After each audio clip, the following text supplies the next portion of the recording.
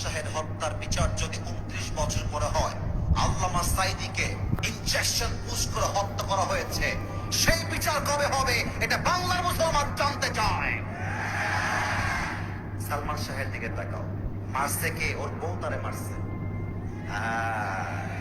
বাবুরা, নারী জাতি সম্মানের জাতি, মায়ের জাতি, সম্মান করবা, আর বিশ্বাস সব নারীকে করতে গেলে বাস খাবা, আর কিছুই খাবা না। আরেকটা কথা মাথায় রাখবা, বেশিরভাগ নারী নষ্ট হয় মায়ের জন্য। মা নষ্ট, মেয়ে নষ্ট। মা ভালো, মেয়ে ভালো। যত মেয়ে নষ্ট হয় দেখবা খবর নিয়ে ওর মাও নষ্ট, মেয়েও হয়েছে নষ্ট, ঠিক কিনা বলো?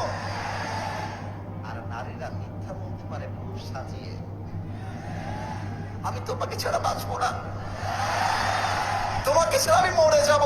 আরে বাবু, दाल में कुछ काला तो जरूर है, धोखे में पड़ना नहीं है।